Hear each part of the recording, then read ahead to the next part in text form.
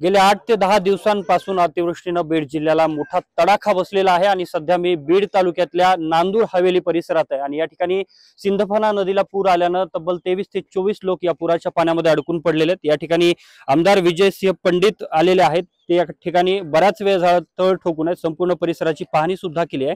काय सांगाल, नेमके किती लोक अडकलेत आणि सध्याची काय परिस्थिती आहे? तुम्ही आढावा घेतलाय?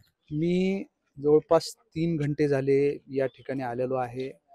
हे माझ्या मतदारसंघातील नांदूर आणि पुढे जे काही आहे खामगाव, या दोन्ही गावांच्या मध्ये जे काही आहे सिंदफणीच्या काठाला अनेक वस्त्या आहेत, वस्त्यावर लोक राहतात। तर त्याच्यामध्ये एक शेतामध्ये एक व्यक्ती जनावरासहित अडकले, एकटाच आहे तो माणूस।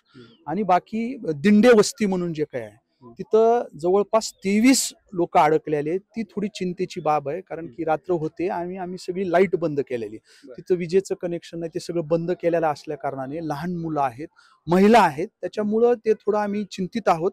त्यांना जितक्या लवकर होईल तितक्या लवकर याच्यातनं रेस्क्यू करून बाहेर काढण्यासाठी मी सतत त्या ठिकाणी प्रशासनाशी बोलतोय। मी या ठिकाणाहून राज्याचे उपमुख्यमंत्री आणि आपल्या बीड जिल्ह्याचे पालकमंत्री अजितदादांनाही इथली सगळी परिस्थिती, इथले व्हिडिओ आणि स्वतः मी फोनवर बोलून सांगितलेलं आहे। NDRF पण येते आणि मिलिटरीचं सुद्धा, एक आर्मीचं सुद्धा प्लाटून या ठिकाणी बीड जिल्ह्यामध्ये दाखल होत आहे। वास्तविक पाहता दुपारपासून आमचा प्रयत्न त्यांना चॉपरनी, हेलिकॉप्टरनी जे काय आहे रेस्क्यू करण्याचा आहे, परंतु हेलिकॉप्टर जे काही आहे ते नाशिकला आहे, तिथं रिफ्युअल करून ते हेलिकॉप्टर तयार आहे।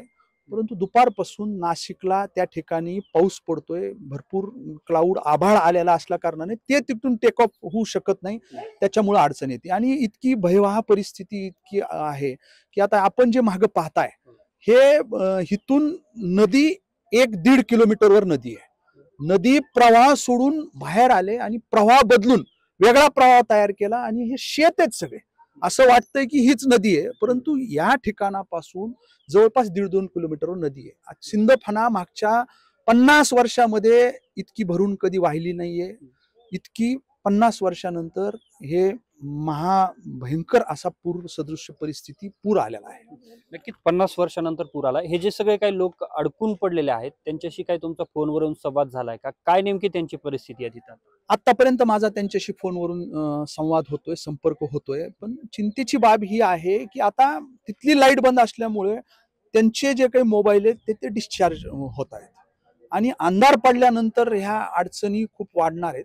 आम्ही वाट पाहतोय लवकरात लवकर जे काय आहे। मी वेळोवेळी 2-3 वेळेस आपल्या पालकमंत्री दादांशी मी बोललोय फोनवर, लवकरात लवकर NDRF इथं दाखल व्हावी आणि त्यांना बोटीच्या माध्यमातून इकडे रेस्क्यू करण्यात यावं। NDRF ची एक तुकडी सुद्धा दाखल झाल्याची माहिती होती, काही लोक पोहोचलेत, काय त्यांनी काम सुरू केलंय, नेमकी काय परिस्थिती? नाही, बाकी आता डिझास्टर मॅनेजमेंट जे जिल्ह्याचं असतं, बीड नगरपालिकेचे जे काही लोक आलेले डिझास्टर मॅनेजमेंटचे, फक्त ऑपरेटर काय हा प्रवाहाचा अंदाज येत नाही। प्रवाह इतका म्हणजे नदीचं पात्र सोडून तो इतका स्पीडने आहे की ती मोटर बोट जे काय आहे सगळं तयार आहे, आपल्याकडे ऑल इक्विपमेंट्स आहेत, सगळ्या गोष्टी आहेत, परंतु हा प्रवाह इतक्या जोरात आहे की त्याला एक्सपर्ट ऑपरेटर त्या ठिकाणी लागणार आहे।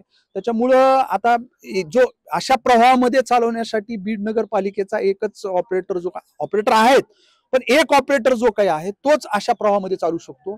इथून जवळ असणाऱ्या 5-7 किलोमीटर कानाडी पिंपळगावला सुद्धा 12 लोक त्या ठिकाणी अशाच पद्धतीने अडकलेले आहेत, त्याच्यामुळे तो ऑपरेटर तिथं अडकलाय। आम्ही वाट पाहतो लवकरात लवकर येतील। मी स्वतः इथं थांबून आहे, निश्चितपणानं आम्ही रात्र होण्याच्या पहिले जे काय आहे यांना रेस्क्यू करू।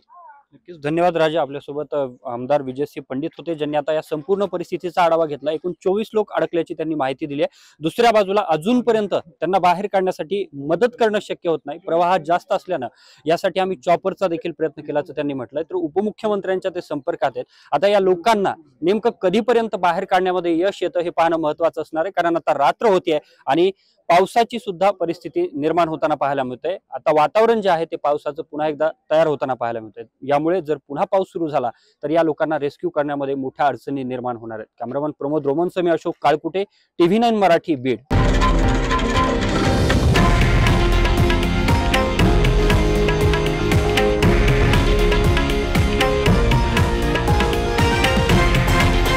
हे आहे देशातील नंबर 1 न्यूज नेटवर्क आणि आपण पाहत आहात TV9 मराठी, एकमेव.